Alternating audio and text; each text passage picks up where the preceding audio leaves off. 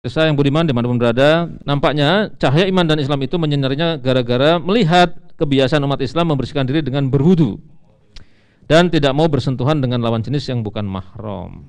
Begitu ya, Mbak Karisa. Dua poin ini sebenarnya yang kemudian juga menjadi pintu masuk bagi perubahan seorang dokter gigi. Karisa Grani. Mbak Karisa, Assalamualaikum Mbak Karisa. Waalaikumsalam, Pak. Ya, betul ya tadi dugaan saya ya. Betul, Pak. Kok bisa tahu ya? Ini mohon maaf karena panitia nampaknya menguji saya. Ini kadang-kadang saya dengan panitia juga hubungannya panas dingin ya. Mbak Karisa, bagaimana ceritanya pandemi bisa membawa Mbak Karisa ke dalam Islam?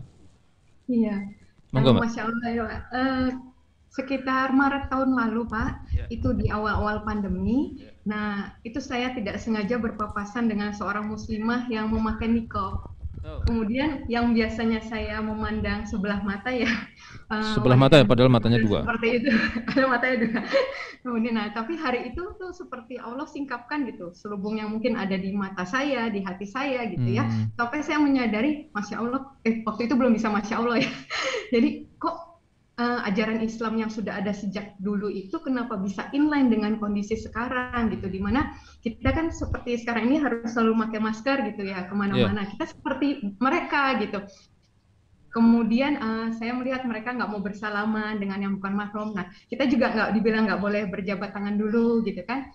Kemudian menjaga wudhu, rajin cuci tangan seperti itu. Nah, berawal dari situ membangkitkan rasa ingin tahu itu. Mungkin maka tadi saya setuju Ustadz Felix bilang kalau sumber iman itu ya salah satunya curious itu ya.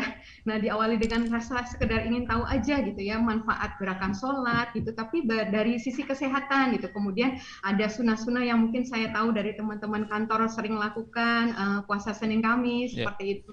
Nah, dari situ akhirnya saya semakin terpesona gitu ya dengan ajaran Islam, tapi dari sisi lahiriah, belum sampai hikmah-hikmahnya. Kemudian sampai akhirnya 2 minggu dari hari itu, tepatnya 15 Maret 2020, saya memutuskan untuk lebih tahu lagi tentang Islam dengan cara mendatangi kantor sekretariat Mualaf Center di Jakarta Barat. Kemudian tanpa ditanya latar belakang saya, status saya gitu, saat itu beliau langsung dari jam 9, saya ingat 3 jam itu saya dijelaskan tentang tauhid, rukun iman, rukun Islam gitu, dan sepanjang dijelaskan tuh air mata nggak terasa ngalir terus. Terus kayak menyadari tuh, ya Allah ini yang benar gitu, ini yang saya cari selama ini gitu. Dan kemudian di akhir sesi ustazah pembinanya itu bilang, sekarang dokter Karisa mau apa gitu kan. Saya bilang saya belajar dulu ya ustazah gitu kan, bunda saya panggil. Kemudian boleh tapi kamu nggak dihitung pahalanya dulu ya, walaupun belajar ngaji, belajar sholat gitu.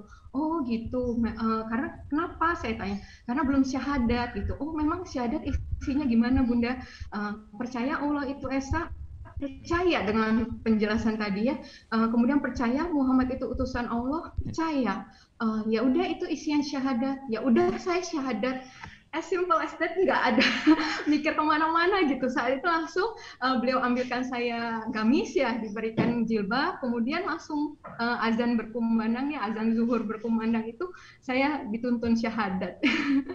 Jadi cukup satu keyakinan tentang tauhid itu benar, itu sudah membuat saya cukup untuk mantap mantap bersyahadat gitu. Dengan kondisi saya saat itu yang sudah menikah, punya anak 3. Itu kira-kira Pak. Oh ceritanya. Berarti sudah punya putra 3 ya pada saat masuk. Sekarang sudah, mereka Pak. Bagaimana Bu? Kaderullah saya sudah berpisah dengan mantan suami karena masih non muslim. Anak-anak karena masih di bawah 12 tahun jadi ikut saya. Ya, mudah-mudahan Allah memberikan jalan buat ibu ya. Ya. Saya jadi nggak berani manggil Mbak, kembali aja Ibu aja kalau gitu ya. Ibu-ibu ya Pak, udah. Ya.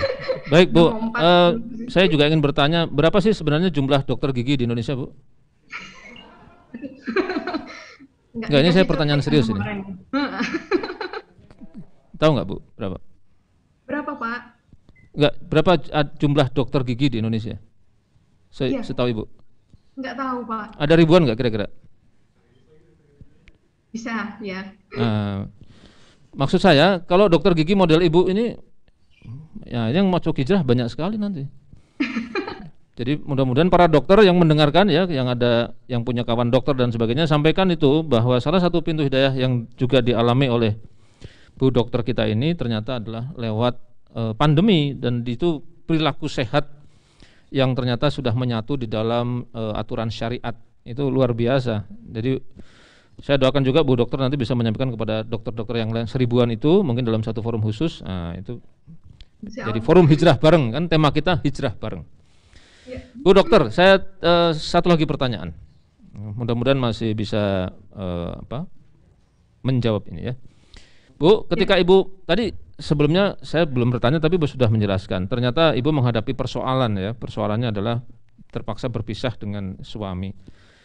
Apakah itu tantangan terbesar buat Ibu atau ada lagi Bu tantangan yang Ibu hadapi?